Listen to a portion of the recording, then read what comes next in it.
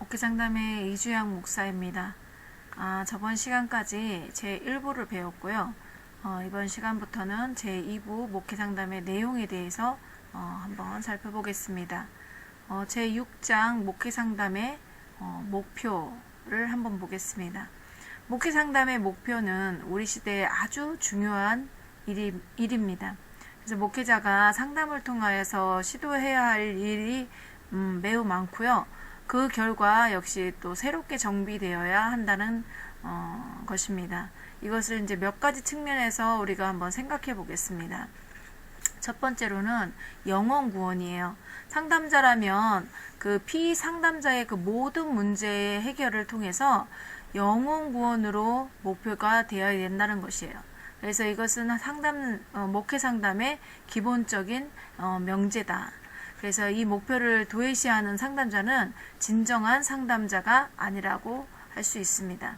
그래서 목회 상담이 그리스도인이나 비그리스도인을 대상으로 해서 이루어지지만 이들이 기독교에 대하여 바른 이해가 있도록 그렇게 해야 한다는 것입니다.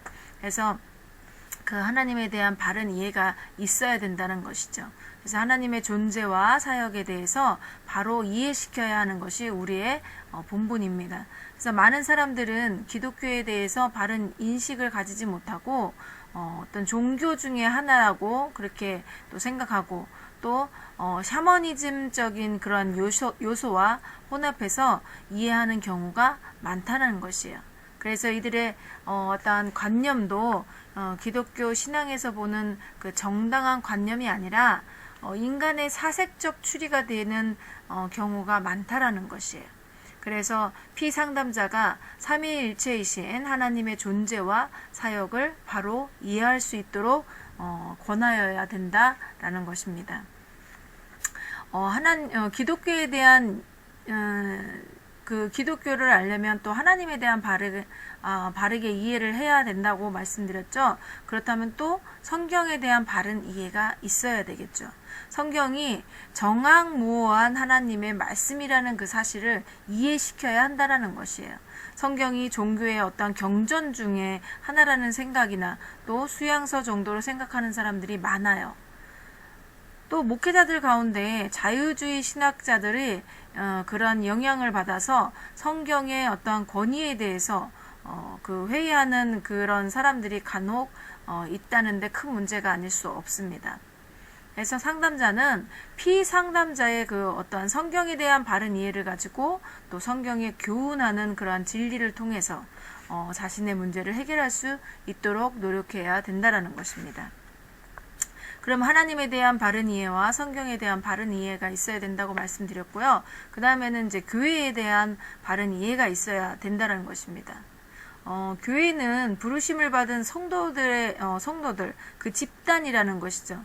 근데 지상교회는 부패할 수도 있고 시행착오나 어떤 모순이 있을 수도 있지만 지상교회의 그 어떤 분쟁이 피상담자들에게는 좋지 못한 영향을 끼치고 또 교회에 대한 잘못된 생각을 가지게 할 수 있다라는 것이에요. 그래서 상담자는 교회의 본질과 또 순수성을 바로 이해시키도록 노력해야 한다라는 것입니다. 그래서 그 속에서 문제 해결을 시도해야 된다라는 것이는 거죠.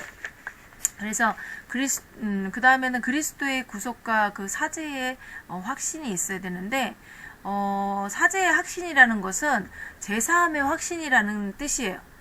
내가 지은 죄를 용서받았다고 하는 그런 확신이라는 게 사죄의 확신이라는 것입니다. 그래서 그리스도께서 우리를 구속하시기 위해서 이 땅에 오셨고 또 십자가를 통해서 구속을 완성하셨다는 그 사실을 기억해야 된다는 것이요. 그렇게 기억을 하면서 피상담자로 하여금 사죄의 확신을 얻을 수 있는 그러한 자리에 들게 해야 한다는 것입니다. 그러면 그리스도의 사랑에 대해서 이해를 해야 되겠죠. 그래서 그리스도의 본질이 사랑이라는 그 사실을 이해시켜야 된다는 것이죠. 그래서 그리스도께서 우리를 사랑하사 이 땅에 오시고 또 십자가를 지셨다는 것을 이해시켜야 한다는 것입니다. 그래서 많은 사람들의 그 문제는 이 땅에서 사랑의 문제에서 파생된 것이 많은데 진정한 사랑의 본질은 예수 그리스도라는 그 사실을 바로 이해시켜야 된다라는 것이에요. 그리스도께서는 우리를 사랑하시되 반대급부를 바라지 아니하시고 자신의 그 본질 그 자체로서 우리를 그 사랑하시는 것이라는 거예요. 그리스도의 사랑을 이렇게 이해를 해야지만 우리가 그 사랑이라는 것에 대한 그 부분을 설명할 수도 있고 또 우리가 바로 사랑을 바른 사랑을 할 수 있다라는 것이에요. 그래서 또 두 번째로는 그리스도의 체휼을 이해해야 돼요. 체휼이라는 것은 뭐냐면 그 처지를 이해해서 불쌍히 여기는 것인데 그리스도께서는 우리를 위해서 대신 짐을 지신 분이에요. 마태복음 11장 28절에 뭐라고 되어 있어요? 수고하고 무거운 짐진 자들아 다 내게로 오라 내가 너희를 쉬게 하리라 라고 말씀하고 있습니다. 피상담자들은 가진 그러한 질병이나 고난을 그리스도께서 대신 져주시고 우리의 고통을 바로 이해하신다라는 것을 알아야 돼요. 그래서 우리가 문제를 가지고 나아가면 이 문제를 해결해 주시고 또 이제 하나님께서 그리스도께서 완전케 하시는 역사로 새롭게 하신다라는 것을 알아야 된다라는 것이에요. 그 다음에 세 번째로는 그리스도의 위로를 이해해야 한다는 것이죠. 그리스도께서는 고난당하는 사람들을 찾으시고 위로를 하십니다. 대부분의 사람들은 위로를 받지 못해 받지 못해서 고민을 하고 힘들어해요. 그래서 위로의 손길을 기다리고 그 위로를 통하여서 자신의 문제를 해결하도록 해야 된다라는 것이에요. 그럼 그리스도의 위로라는 것은 무엇일까요? 그리스도의 인격적 사랑을 가장 분명하게 보여주는 것이 그리스도의 위로라는 것이에요. 그리스도의 사랑은 우리를 구원하시고 고난을 당할 때보다 새로운 역사로 사랑의 손길을 주시는 것이에요. 저도 가장 힘들 때 제가 하나님께 이렇게 물어봤어요. 하나님께서 저를 얼마나 사랑하시냐고 그렇게 질문도 해봤어요. 근데 하나님께서는 조용한 중에 제게 말씀하신 게 예수 그리스도 내 아들을 너에게 준 것 그것도 부족하냐고 그 목숨을 너에게 준 것 그의 생명을 너에게 준 것을 그것도 부족하게 생각하냐고 그렇게 말씀하시더라고요. 그래서 그리스도의 사랑 하나님의 사랑 그리스도의 사랑 그래서 그리스도께서 우리를 이 땅에 오셔서 육신을 입고 오셨죠. 그렇기 때문에 육신의 그 모든 것을 다 알고 이해를 하십니다. 그 육신에 입고 오신 그 분이 우리의 그 가진 고난과 또 아픔을 다 이해를 하시고 그 모든 그 문제와 그 고난을 또 아픔을 사랑의 손길로 해결해 주신다라는 것이에요. 위로를 하신다는 것이죠. 그 다음에 네 번째로는 그리스도의 인내의 이해예요. 그리스도께서는 우리가 회개를 하고 돌아오기를 참고 기다리신다라는 것이에요.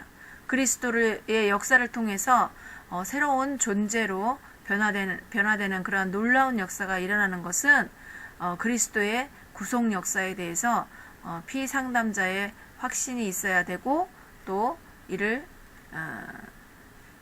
공고하는 것이 상담자의 사명이라는 것입니다.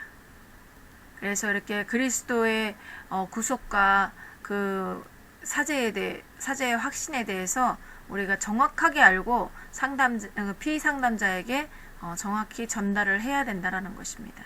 그 다음에 두 번째로는 성숙한 생활이에요. 영혼 구원을 통하여서 이 사회에 적응하는 그런 성숙한 생활을 하도록 건면하는 것이 상담의 목표 가운데 하나라는 것이에요. 그렇기 때문에 그 성숙한 생활을 하기 위해서 우리가 자아관이 확립되어져야 되는데 피상담자 자신의 그 존재의 그 의의와 목적을 바로 알게 해서 스스로의 삶의 기초를 갖게 하는 것이 중요하다라는 것이에요. 그래서 인간이 이 땅에 살 때 왜 살고 또 어떻게 살아야 하는지에 대해서 번민하고 회의하는 경우가 굉장히 많아요. 그래서 자아 간의 확립은 인격에 있어서 그리스도의 품격을 닮아가는 것을 말하고 있으니까 이런 것들을 이렇게 확실하게 자아 간이 확립될 수 있도록 알려줘야 된다는 것이죠. 그래서 그리스도를 닮아가는 것은 그리스도인의 그 이상이고 또 완전한 생활을 향한 소망이라는 것이에요. 그래서 자아 간의 확립을 통해서 성숙한 생활을 할 수 있다는 것입니다. 그래서 자기 삶의 목표를 확립하고 또 거기에 알맞은 그러한 생활을 하도록 노력하는 그 역사가 있어야 한다는 것입니다. 그리스도를 닮아가는 삶의 자세가 어때야 돼요? 성숙한 그리스도인의 길을 가게 하고 또 날마다 자신을 성찰하는 그 계기가 된다는 것입니다. 그 다음에는 이제 원만한 대인 관계예요. 인간은 이 땅에서 혼자 살 수 없죠. 존재할 수 없어요. 혼자 존재할 수 없다라는 것이에요. 그래서 사회적인 존재로서 사회생활을 하는 그러한 인간은 타자와의 그 관계가 매우 중요하다는 것이에요. 그래서 피상담자들은 대인관계에 있어서 장애적인 요소가 많이 있어요. 그 자신이 가지고 있는 여러 가지 열등의식이나 심리적 장애를 통해서 대인관계의 그 문제점을 가지고 있고 또 원만한 사회생활을 하지 못하는 경우가 많이 있습니다. 그래서 상담자들이 성숙한 생활을 할 수 있도록 지도를 해야 되고 또 신앙을 통해서 원만한 대인관계를 할 수 있게 만들어줘야 된다는 것이에요. 그래서 자신들이 가진 모든 문제들을 그리스도의 속죄를 통해서 해결하고 또 그리스도께 맡기는 그런 연사가 있도록 지도해야 된다는 것이죠. 그래서 열등의식이나 지나친 과대망상 이런 것들은 사람으로 하여금 원만한 사회생활을 하는데 방해가 돼요. 그래서 이와 같은 반대 요소를 제거시키는 노력이 있어야 된다는 것이에요. 이 원만한 대인관계에도 보면은 하나님과 나와의 관계가 삐뚤어져 있거나 잘못되어 있으면 사람에 대한 그 대인관계에서도 그 삐뚤어지고 잘못된 그런 관계가 많이 볼 수 있어요. 그렇기 때문에 우리가 먼저 하나님과 나와의 관계를 또 정립해 주는 것도 중요해요. 그리고 또 대인관계가 원만할 수 있도록 또 도와주는 것도 중요합니다. 그 다음에 세 번째로는 건실한 생활 태도예요. 피상담자들이 자신의 문제를 해결한 후에 그 진실한 그 어떠한 사회인으로서의 바른 생활을 할 수 있도록 도와줘야 된다는 것이죠. 그리스도인은 참다운 자유인이죠. 율법과 죄에서 해방되었고 또 부정과 부패에서 해방된 자유인이라는 것입니다. 그래서 각종 악습에서 그 해방되고 또 해방의 기쁨을 누린다는 것이에요. 그래서 자유는 그리스도로 말미암아 온다라는 것을 아시기 바랍니다. 갈라디아서 5장 1절에 이렇게 말씀하고 있어요. 그리스도께서 우리를 자유케 하시려고 자유를 주셨으니 그러므로 굳게 서서 다시는 종의 멍에를 매지 말라라고 말씀하고 있어요. 이 말씀과 같이 그리스도께서 주신 그 자유를 굳세게 지키도록 해야 된다라는 것이에요. 그래서 그리스도인으로서 자신의 그 어떠한 영역에서 건실한 생활 태도를 가지고 살아갈 수 있도록 지도해야 된다라는 것입니다. 그래서 이것은 인간에게 주신 하나님의 명령이라는 것이에요. 창세기 1장 28절을 보면 하나님이 그들에게 복을 주시며 그들에게 이르시되 생육하고 번성하여 땅에 충만하라. 땅을 정복하라. 바다의 고기와 공중의 새와 땅에 움직이는 모든 생물을 다스리라 라고 하시니라 라고 말씀하고 있습니다. 그래서 하나님께서는 인간에게 만물을 다스리도록 하셨잖아요. 그래서 이는 인간이 마땅히 이 땅에서 누려야 할 그러한 삶의 자세라는 것입니다. 그래서 목회 상담의 목적은 건실한 사회생활을 할 수 있도록 있게 하여야 되고 목회자는 이를 위해서 노력해야 된다는 것이에요. 세 번째로는 목회 상담의 문제를 살펴보겠습니다.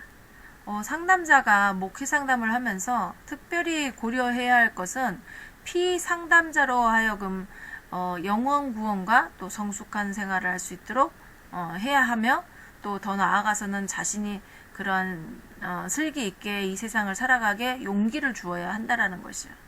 그래서 이 용기는 우리가 주는 것이 우리의 말로써 주는 것이 아니라 성령의 역사에 의해서 이루어져야 한다라는 것이요. 이를 구체화시켜야 한다라는 것이죠. 그래서 성령님은 우리의 모든 생활 영역을 주장하시고 또 하나님께 영광을 돌리도록 그렇게 우리의 삶을 주장하신다라는 것이에요.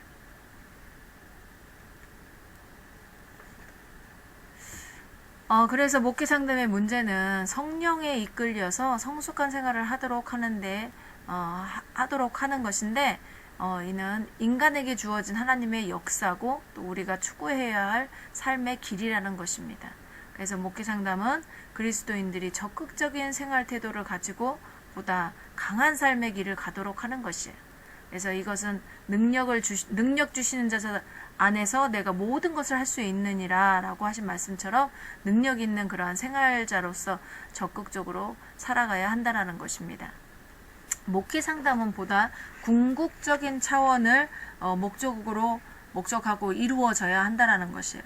삶의 개혁 정도가 아니라 보다 적극적으로 하나님께 영광을 돌리는 그러한 삶의 자세를 가져야 한다라는 것입니다. 그래서 상담자는 목회 상담의 그 영역을 확장시켜야 되고 또 그 목표를 보다 궁극적으로 확장하고 성령님께서 주관하시도록 해야 된다라는 것이에요. 우리가 일반 상담과 같이 그 세상에서 해결하려고 하는 그런 방법들을 다 버리고 오직 하나님께서 성령님께서 인도하신 대로 해야 한다 이 말씀입니다. 그 다음에 이제 7장 목회 상담의 방법을 살펴보겠습니다. 그 상담 방법에 대해서는 이제 크게 이제 몇 가지 분류를 할 수 있어요. 그 흔히 지시적 방법이라고 하는 그 상담자 중심의 방법과 피상담자 중심의 비지시적 방법이 있습니다. 이 방법들은 모두가 약점을 가지고 있는데, 그 목회 상담의 이상적 방법은 성경의 교훈에 따른 그런 권면적 방법이 가장 좋습니다. 이 방법은 예수 그리스도가 상담의 중심이 되시고 또 성경의 교훈을 중심으로 해서 해결 방안을 모색하고 또 모색하는 그런 방법이에요. 그래서 여기서 각 방법의 핵심들을 소개하고 또 성경적 상담 원리를 한번 찾아보도록 하겠습니다. 지시적 방법입니다. 지시적 방법은 상담자 중심의 방법이에요. 지시하는 사람이 그 상담자라는 것이죠. 그래서 상담자가 치료에 있어서 피상담자가 적극적으로 협력하도록 해서 피상담자의 문제를 발견하고 진단해서 치료하는 방법이에요. 이 방법에 의하면 문제를 해결하는 데 있어서 대부분의 책임을 지고 또 그 책임이 상담자의 어떤 노력에 초점이 맞춰진다는 것이죠. 그러면 지시적 방법의 특징을 한번 알아보겠습니다. 이 방법이 가지는 특징을 몇 가지로 분류를 할 수 있는데, 이 방법의 장점이면서도 단점이 있습니다. 첫 번째가 뭐냐면 상담자가 문제를 결정해요. 상담 과정에서 피상담자의 그 의견보다 상담자가 문제를 결정하고 있다라는 것이에요. 그래서 상담자는 문제의 그 원인을 발견하고 진단의 그 윤곽을 결정하는 것이 상담자의 책임이라는 것입니다. 그래서 상담자는 피상담자를 진단하기 위해서 현재 할 것을 지시하고 또한 그 후에 결함을 교정하기 위해서 지시를 한다는 것이에요. 이렇게 문제를 상담을 했을 때 상담자가 피상담자에게 이렇게 해보세요. 이렇게 한번 해보세요. 이렇게 지시를 한다는 거예요. 그래서 이렇게 뭐가 문제인지 말씀해 보시겠어요? 뭐 이런 것도 지시가 되겠죠. 그래서 문제의 원인과 문제의 치료에 대한 그 지시라는 것이죠. 그래서 그러면 피상담자의 역할은 뭘까요? 협력이라는 것이에요. 이 방법에서 피상담자가 할 수 있는 그 유일한 책임은 상담자의 역할에 어디까지나 협력하느냐 하는 것일 뿐입니다. 이렇게 해보세요. 이렇게 해보세요. 그럼 그 지시에 따라서 협력을 해야 된다라는 것이에요. 그래, 이것도 있고 또 그 외에 치료 과정에 대한 그 지시는 완전히 상담자 측에 있다라는 것입니다. 세 번째로는 지시적 방법의 약점이 있습니다. 이 방법의 약점은 상담자에 의해서 선택된 문제가 과연 피상담자가 지금 가장 필요로 하는 게 아닐지도 모른다는 거예요. 그래서 일반 상담자가 문제를 결정한 후에 피상담자는 상담 관계 범위 안에서 그 진술을 받아들이려고 한다라는 것이에요. 더욱 중요한 것이 뭐냐면 딴 사람이 진단하고 교시하고 치료하는 그러한 정 과정은 새로운 적용 문제를 해결하도록 해주는 것이 아니고 보면 결국으로는 더 의존적이 되게 해주는 것 뿐이라는 것입니다. 그 교시가 뭐냐 하면 지식이나 그 방법들을 가르쳐서 보여주는 거예요. 그렇기 때문에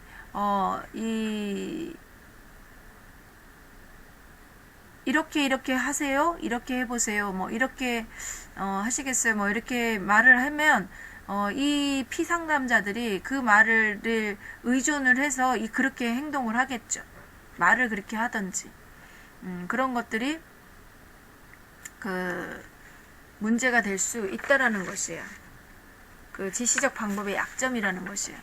그리고 상담자의 자질에 문제가 있는데 그 상담자의 자질이 문제가 되는 것은 목회자들의 그 신앙과 학문의 배경 또는 성장 과정을 통해서 심리적 자세 등이 문제라는 것이에요.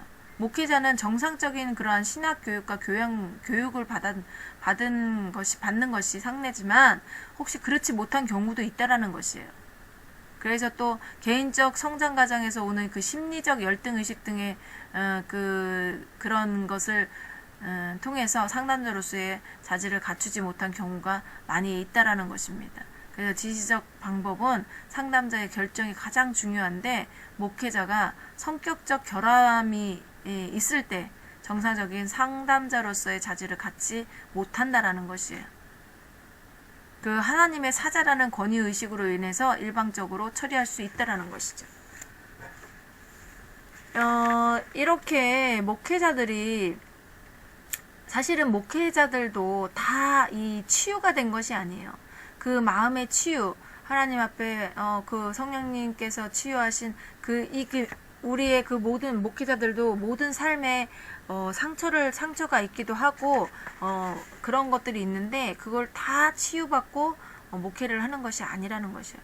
또 목회를 하면서도 많이 상처도 받고 또 어떠한 트라우마도 있을 것이고 또 열등의식도 굉장히 많은 부분들을 볼 수 있어요. 그렇기 때문에 상담자인 자가 치료를 이게 받지 못한 상태에서 자신이 어떠한 상담자로서의 자질을 갖지 못한 자가 상담을 할 수도 있다라는 것이에요. 그래서 이렇게 지시를 할 때는 상담자의 자질이 문제가 되는데 지시를 하면 그 피상담자가 해결을 더 못할 수도 있다라는 것이죠. 잘못된 그런 해결이 될 수 있다라는 것이에요. 두 번째는 지시적 방법의 유형인데 이 방법이 일방적으로 이제 사용하고 있는 그런 유형이에요. 그래서 몇 가지로 한번 분류했는데 세 가지로 분류한 것을 한번 보겠습니다. 첫 번째는 훈계죠. 훈계라는 것은 타이르다 또는 경계시키다 라는 그 의미를 가지고 있어요.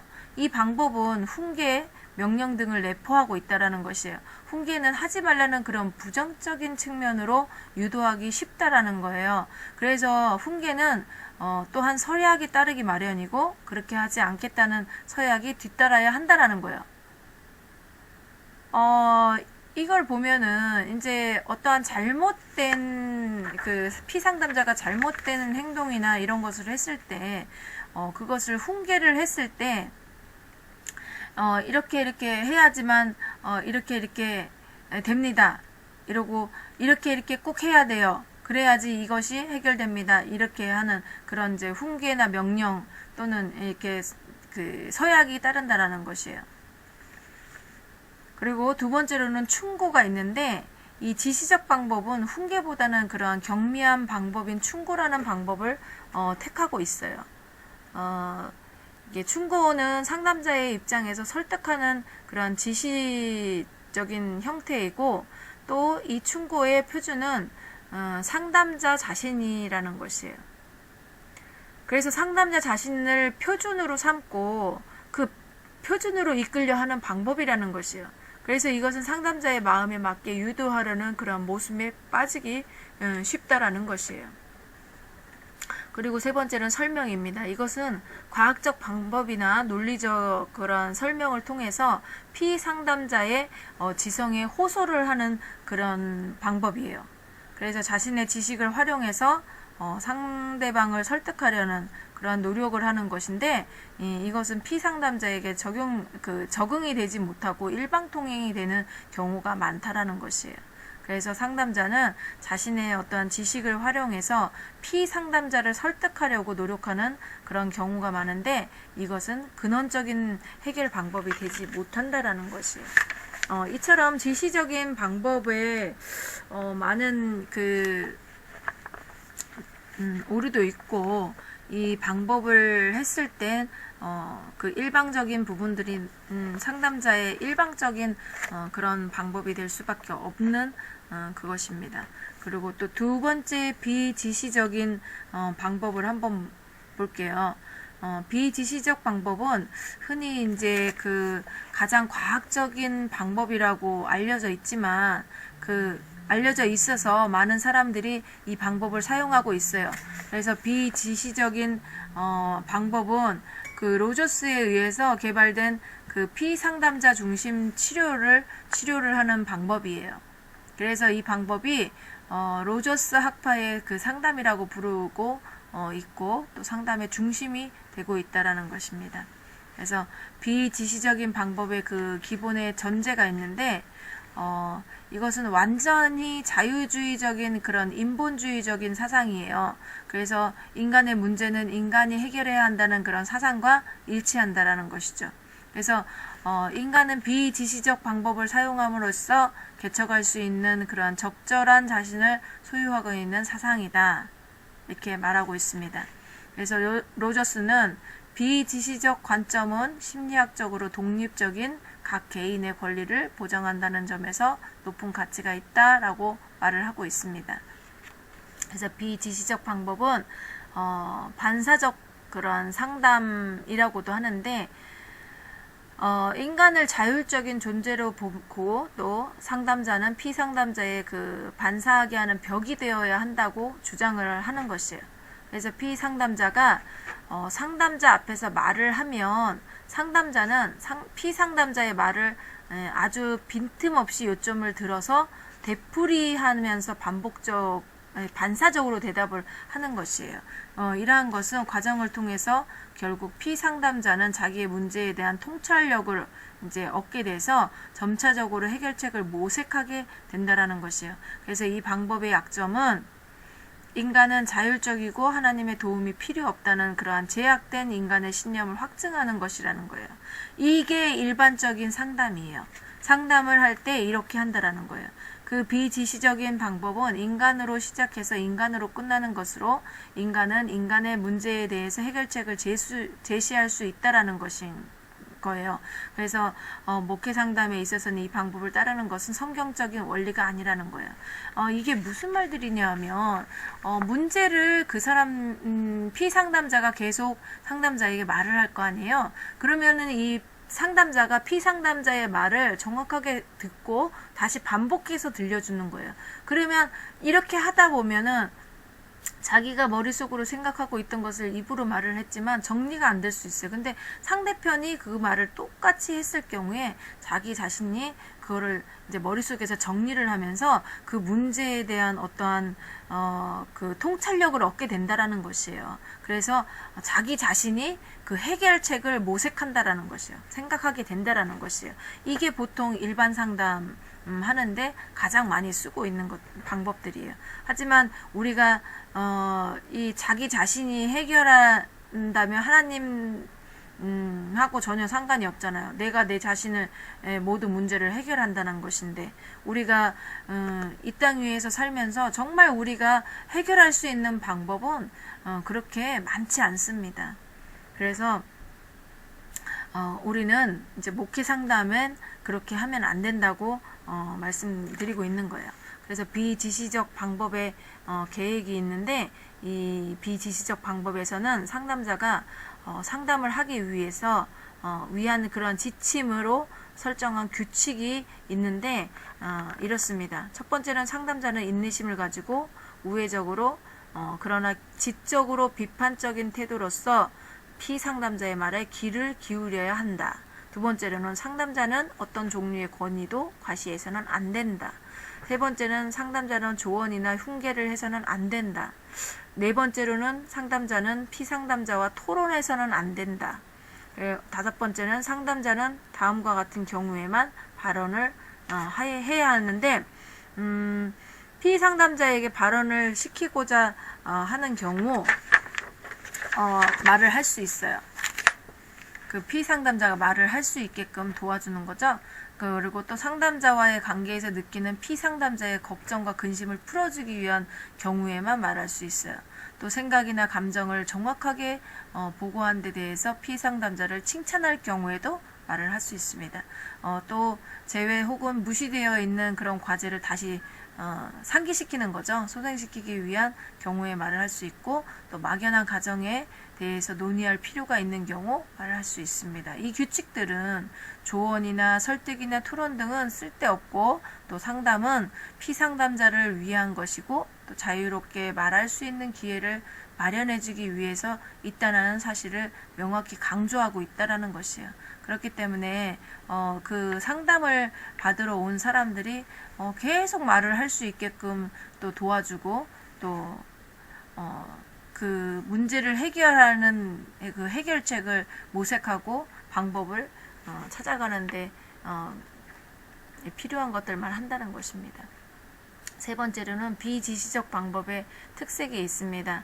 이 방법은 몇 가지 특색을 가지고 있는데 뭐냐 하면 첫 번째는 개인의 자율성과 중시해요. 이 비지시적인 방법에서는 상담의 초점을 어디에다 두고 있어요? 인간에다 두고 있다라는 거예요. 그래서 인간에서부터 시작해서 인간으로 끝나는 것이라고 말하고 있습니다. 그래서 개인의 자율성을 원만히 발휘하고 또 뜻과 이상과 행동이 일치되는 그런 통합성이 작용되어서 지정의의 상담 요소가 아무 지장 없이 함께 일하는 사람을 말하는 것이에요. 그래서 자율성이란 건 뭐냐면 타 자율성의 반대잖아요. 자기 스스로의 능력에 의해서 사고하고 관찰하고 판단하고 결단하고 행동하고 또 비판하는 그런 창조하는 움직임을 뜻한다라는 것이에요. 또 자기 행동에 대해서 스스로 제어할 수 있는 능력을 뜻하고 또 따라서 타의를 건설적으로 해석하고 비판적으로 받아들이는 태도를 말한다는 것입니다. 그래서 비지시적 상담 방법은 인간의 자율성을 존중하고 인간의 문제를 해결한다는 그 전제 속에서 이루어지고 있다라는 것이에요. 이것은 타율성은 인간으로 하여금 의뢰성을 더욱 조장시키기 때문이라는 그 이유에서와 이와 같은 주장을 하고 있다라는 것입니다.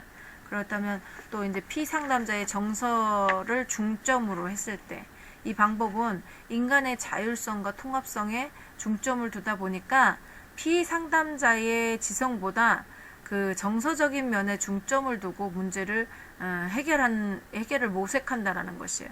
그래서 인간의 감정은 지성보다 먼저 행동하는 그런 경향이 있기 때문에 이와 같은 주장이 나온 것입니다.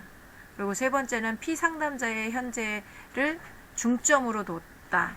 피상담자의 그 과거나 미래보다도 현재의 상황에 중점을 두고 문제 해결을 모색하고 있다라는 것이에요.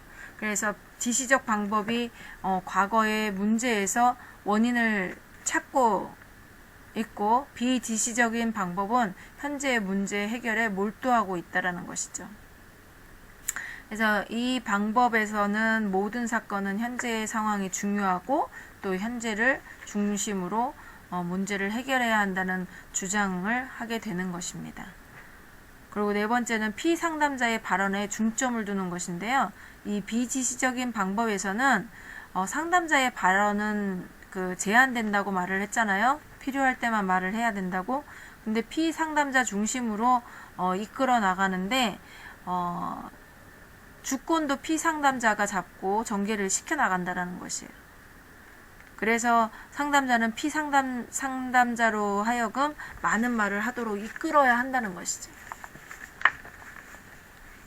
지시적 방법과 비지시적 방법을 비교하면 로저스는 그의 저서에서 지시적 상담과 비지시적 상담을 비교하여서 대조하고 있고, 또 그 양상은 다음과 같습니다. 지시적 상담자는 특수한 질문을 한다. 이와 대조적으로 비지시적 상담자는 감정이나 태도를 알아본다는 것이에요. 그리고 또 지시적 상담자는 설명하고 토론하고 정보를 제공해 줘야 된다고 얘기하고, 또 여기에 반해서 비지시적 상담자는 감정이나 태도를 해석한다라는 것이죠. 그래서 지시적 상담, 세 번째로는 지시적 상담자는 증거를 나열하고 또 제한된 행동을 실행하도록 피상담자를 설득해요. 근데 비지시적 상담자는 좀처럼 설명하거나 토론하거나 그런 정보를 제공해주지 않아요. 오로지 피상담자가 계속 말을 하게끔만 도와주는 것이죠.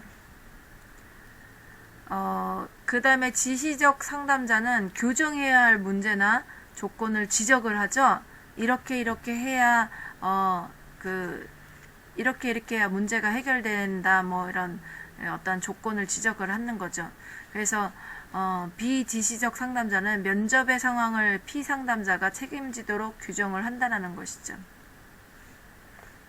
그러니까 지시적 상담이라는 것은 상담자가 지시를 해가지고 이 피상담자가 따라오도록 하는 것인데, 비지시적 상담은 그러니까 피상담자에게 계속 말을 할 수 있도록 하고 그 사람이 해결할 수 있도록만 도와주는 것뿐이라는 것이에요. 근데 이제 우리가 가장 이 비지시적이나 비지시적 방법은 우리 기독교에서 기독교하고는 맞지 않다라는 것을 지금 이 설명을 통해서 아실 거예요. 그러면은 이제 세 번째로 겉면적 상담을 한번 보겠습니다. 지시적 상담과 비지시적 상담이 가지는 그러한 여러 가지를 택하고 약점들을 제거해서 이것을 성경적인 원리에 입각해서 상담하는 것을 겉면적 상담이라고 하는 것이에요. 그러니까 이게 기독교에서 가장 써야 할 상담 방법이라는 것이죠. 이것은 성경적 상담이라고 불러도 좋다라는 것이에요. 그래서 예수 그리스도는 모든 진정한 그리스도인의 상담의 중심이 되어 계시다. 그래서 그리스도를 중심으로 한 이 상담은 그리스도에게서 시작돼서 그리스도인을 만드는 데에서 끝이 나는 그런 상담이라는 것이에요. 그래서 우리는 그리스도와 그의 뜻을 하나님의 말씀을 통해서 알게 되고, 또 그래서 우리는 성경으로 돌아가서 왕이시고 또 교회의 머리 되신 그리스도께서 개인적인 문제를 가진 하나님의 백성을 상담하는데 그 안에서 계시하시는 그 명령이 무엇인가를 찾아보아야 된다라는 것이죠. 그래서 성경은 이 문제에 대해서 많은 교훈을 하고 있습니다. 그래서 겉면적 상담은 진정한 그리스도인에게 참다운 상담의 자세를 보여주는 것이라 할 수 있겠습니다. 그러면 겉면적 상담의 전제를 보면 겉면과 겉면하다라는 말은 겉면적이라는 그 용어에서 나온 것으로서 신약에 있는 그런 명사형과 동사형이라는 것이에요. 그래서 이러한 형태로 나오는 그 대부분의 명사형과 동사형이라는 것이죠. 그래서 이러한 형태로 나오는 대부분의 그 구절들을 한번 관찰해 보면 겉면이라는 그 의미로 이해하도록 귀납적으로 이끌어 가고 있다는 것이에요. 그래서 첫 번째 모든 교회를 통한 겉면적 상담이 이루어져야 되는데, 신약 성경은 복음의 사역자들 뿐만이 아니라 모든 그리스도인들은 겉면적인 그런 모든 활동을 해야 한다고 주장을 하고 있어요.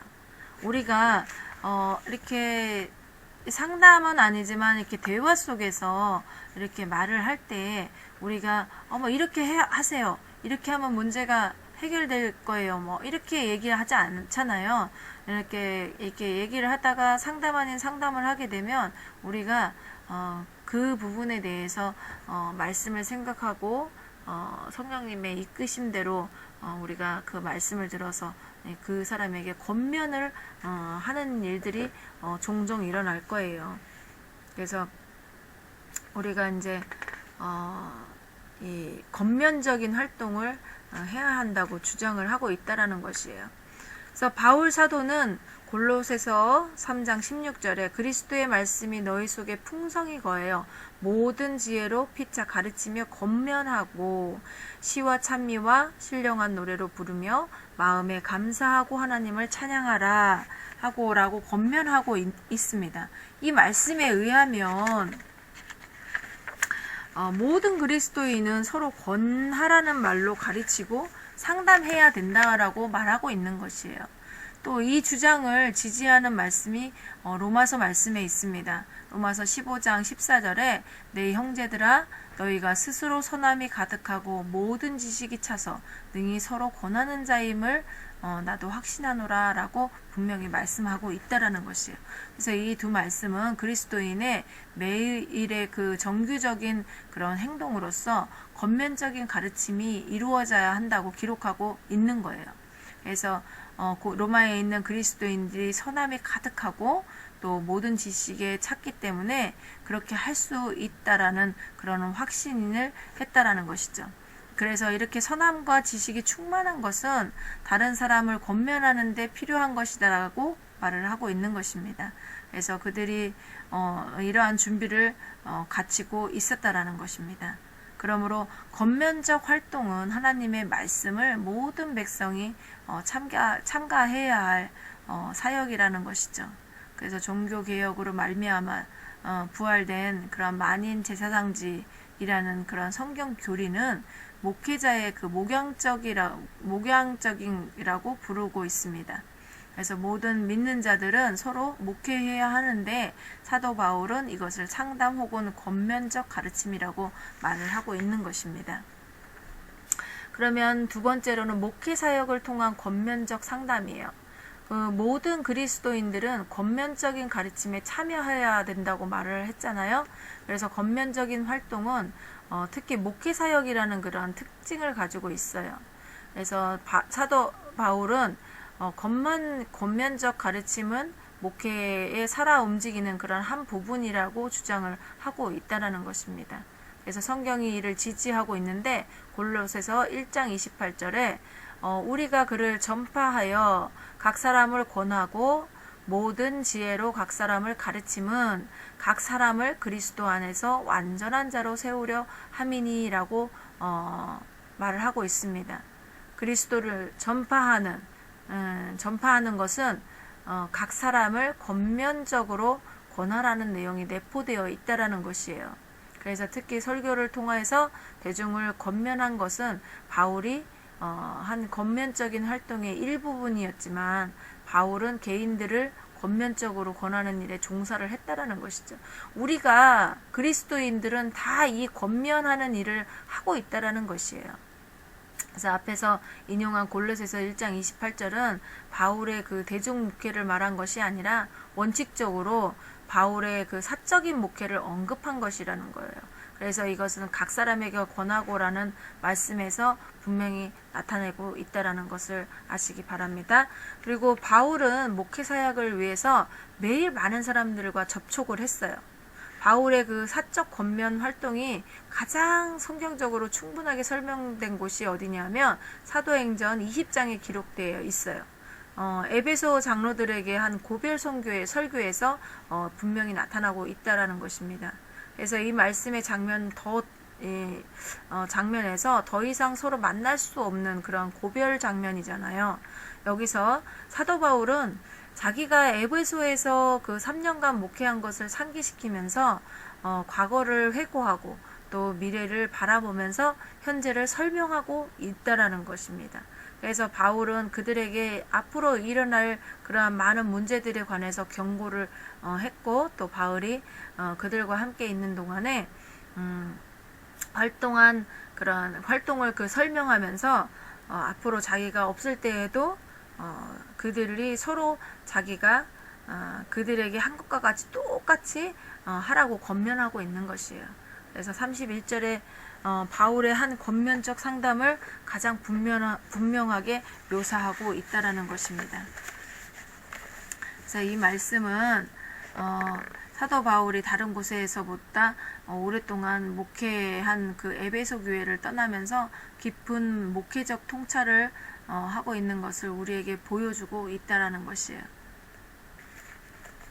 그래서 사도 바울이 계속해서 사람들을 권면적으로 권하했다라는 것을 아시고, 우리는 사도 바울에 대해서 생각할 때에 그의 목회 사역에 대해서 깊이 생각하지 않고 여러 곳으로 다니며 복음 전파한 그 선교자의 이미지를 많이 가지고 있잖아요. 하지만 이 바울이 선교사였기 때문에 그렇습니다. 근데 그가 일정 기간 동안 머무는 곳에서는 개인에게 신앙을 불어넣기 위해서 진정한 목회사역에 종사를 했다라는 것이에요. 그는 권면적 활동을 목회사역의 탁월한 부분이라고 말을 하고 있습니다. 이것은 그의 서신에서 분명히 나타나고 있습니다. 그는 시장과 거리에서 복음을 전파했을 뿐만 아니라 사람들을 개인적으로 가족적으로 집단적으로 만나서 권면적으로 상담하고 권고했다라는 그런 의미를 가지고 있어요. 이렇게 해서 우리가 바울의 또 그 활동을 보면서 그 바울이 그 목회적인 목회도 했을 뿐만 아니라 이 권면적인 그 상담도 하고 이렇게 했다라는 것을 마지막으로 봤어요. 그래서 이 시간에 우리가 목회 상담의 내용을 살펴봤고, 또 목회 상담의 목표, 영혼 구원과 성숙한 생활, 또 목회 상담의 문제에 대해서 살펴봤고, 또 7장에서는 목회 상담의 방법을 알아봤는데, 우리가 지시적 방법과 비지시적 방법, 또 지금 마지막으로 권면적 상담에 대해서 한번 살펴봤습니다. 권면적 상담이 완전히 끝나지 않았고요. 다음 강의에는 권면적 상담을 계속 이어가고, 또 권면적 상담과 비지시적 상담을 하면서 시간이 되는 대로 강의를 해 나가겠습니다. 오늘도 수고 많이 하셨고요. 남은 시간들 주님께서 함께 하셔서 행복한 시간들이 되셨으면 좋겠습니다. 감사합니다. 수고하셨습니다.